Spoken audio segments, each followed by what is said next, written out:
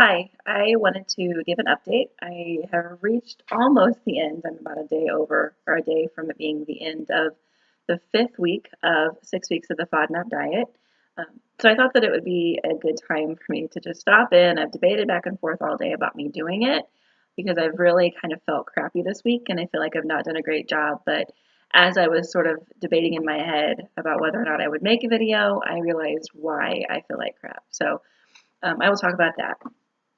I have managed to make it through 5 weeks without much of an issue. I had the one situation around Christmas time where I had some Christmas candy, and I talked about that on here. That was the last time that I really had any issues. I think that probably in terms of diet itself, it's not been the healthiest diet. I've had a lot of proteins, a lot of meat and cheeses. Occasionally I'll have potatoes or a crackers or something like that. And I really haven't had any vegetables, and I think that came from the first week. I was super like gung ho about having vegetables, and I had the issue with the green beans where I had too many, and it was a trigger. But then I had like the whole withdrawal from sugar situation, and now I was just sick over everything. So anytime I think about green beans or salmon or anything that I ate during that first week, I just want to throw up. So I think I kind of burnt myself out on it in that case, and it could have been healthier, but it's whatever. I made it through. My stomach has felt fantastic. I really haven't had any issues of having triggers unless I have a little bit of caffeine, which I try to stay away from caffeine, and I had a coffee with caffeine in it, and that was definitely a trigger for me.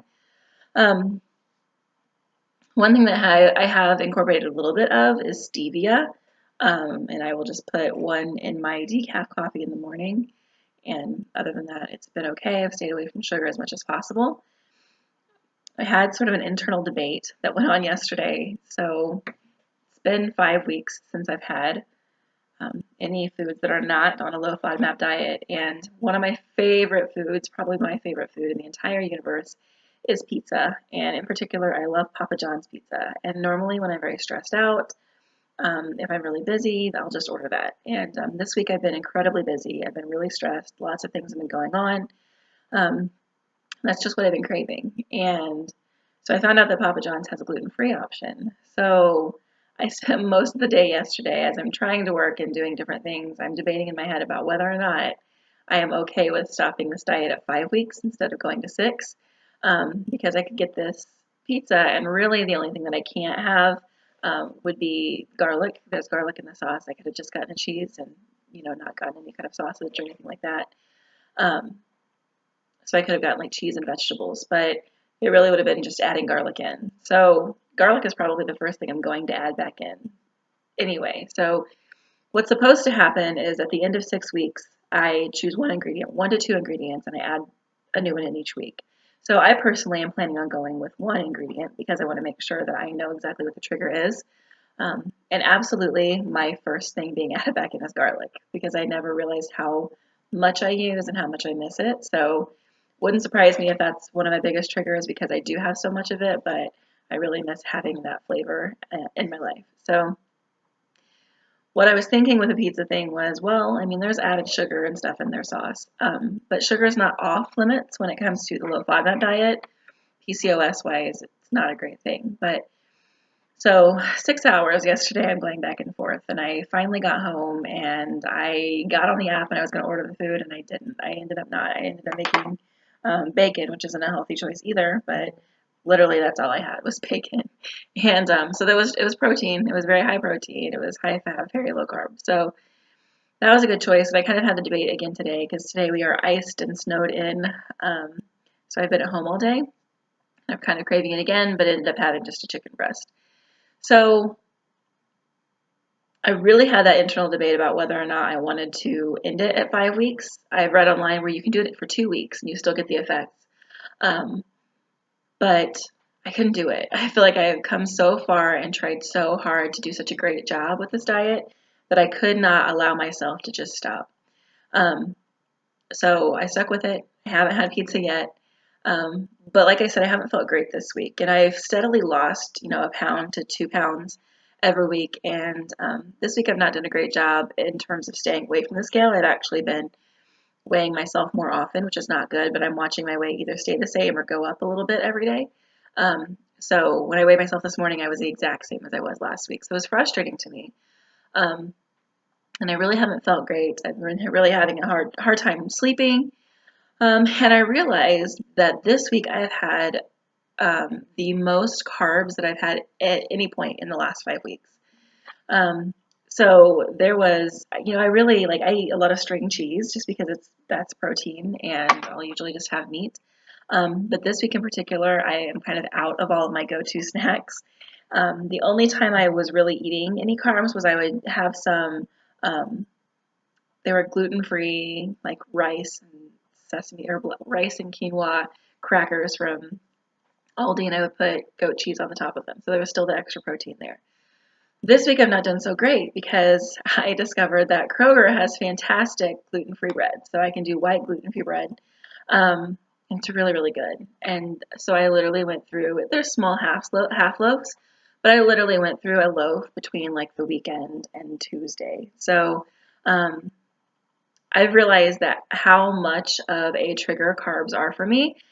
I mean, I know that they are anyway with PCOS and insulin resistance, but I didn't realize how terrible they make me feel. I feel sluggish. I feel I can't get up in the morning. I'm just craving them all the time. And I found that when I eat a lot of carbs, bread especially, I really crave stuff the rest of the day. I want everything in the world. I went to bed the other night craving Twinkies. I don't even like Twinkies, but I was craving it because I had toast. So I'm realizing that I just really need to watch my carb intake, and that's a huge, huge part of it. That there are a lot of things that I can have, but bread is not one of them. It's never going to be one of those things. And like today, I've been home and I had a couple of pieces of toast earlier, and my face is just burning. And that's a situation that I run into, anytime I have a lot of carbs or bread in particular.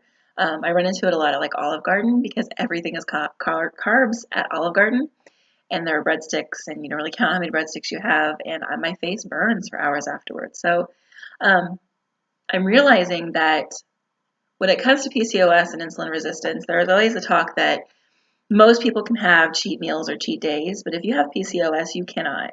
One cheat day you'll gain 5 pounds. That's just the reality of things. So um, that's what I've noticed is that I have gained weight. It doesn't help that I'm stressed either. So it's sort of this double-edged sword too, because I know that when you are stressed, you pack on the pounds easier too. So this week in general has just been this practice of me really doing a shitty job in terms of my diet and, time management and all those things that I've worked on so much. Um, and I will tell you that I think the reason for that is that I am coming to the end of this. And as much as I've talked about the fact that I have kept my own self accountable and I've been so proud of myself, at the end of the day, it's only half me keeping myself accountable because I still have that reasoning to fall back on where it's not, somebody else telling me, no, you can't have it, that's a bad choice. I can say, well, with this diet, I can't have that. Or, well, until this diet is over, I'm not allowed to have that. So it's still the excuse, and it's not a person keeping me accountable. It's just the diet. This thing that is the diet is keeping me accountable. And I realized that this week that it's scary because, in a few weeks, it's going to be a while until I get everything back in my diet. There are things that I know I won't put back in my diet, like dairy. I know dairy is a trigger for me. It's not worth it. I've not missed it. Now that I know I can have cheese, fantastic. One of the things I was always worried about with dairy is that I use sour cream in a lot of things, but I found out that just plain Greek yogurt works as sour cream, so I don't even need that anymore. So I've really eliminated that big trigger for myself. Um, the high fructose corn syrup, I would like to continue to stay away from that, and just sweets in general. I don't need to go back on that, being a person with PCOS and insulin resistance. Um, but at the end of the day, it's going to be one item a week. So next week it will be garlic. The week after that, it will probably be like onions or onion powder at least. And then, after that, maybe I'll try gluten. I don't know, but it's going to be a while before I'm completely back to normal. But in my mind, I know that next Sunday marks the end of this and the end of this accountability, and it's scary for me, and that's when I start to self-sabotage. So um, what I've done this week is, in my mind, unconsciously think about the fact that I'm not going to be held accountable, the fact that there is not going to be that safety net there, um, and the fact that I've lost, 18 pounds in this process, and that feels really great, and I feel fantastic, and I'm doing good things. So, as I always do, I try to mess it up. So I know that that's where this week is coming from, and my big challenge right now is to really practice reining myself in, because I do have this one last week of accountability, a full accountability. Um, and I want to try to regulate that. I want to make it to where I'm not emotionally eating anything and I'm making choices that are good for my body, and not just filling those voids. And, I've done a lot of just sort of like vegging out. And like today, I've been working from home and I really didn't get a whole lot of work done. And now I've been sitting here for the last 5 hours trying to get my homework done. And um, I'm just not doing a good job taking care of myself. So I really want to spend this last week really being committed and really focusing and really laying off the carbs. I just don't need to be doing that. Um, but really practicing my self-care. And when I have those times where I start to beat myself up, I need to take care of myself. And when I have those times that I just want to eat everything in the world, I don't need to go and get 2 dark chocolates instead of my normal one. I need to calm myself down and find out, what's going on and cope with it appropriately. So that's where I am at the end of week 5, almost end of week 5. Um, I've learned a lot this week. As crappy as it has been, and as bad as I feel, and as much as I feel like I've gained every bit of that 18 pounds back, um, I've learned a lot. I think that it was a good lesson to learn while I'm still in this sort of safety zone. Um, so we'll see how next week goes. I know I've got to get groceries and stuff in the house, um, to make sure that I'm not doing things like, the gluten-free crackers and all those carby things that I don't need to do. So really, really challenging myself going into this last week. I know I can be fine. I need to just make sure that I am fine. So that's my challenge. Other than that, I feel great. My stomach feels good. But yeah, I will talk to you again next week and give you a little bit of an update about how things finish off for me.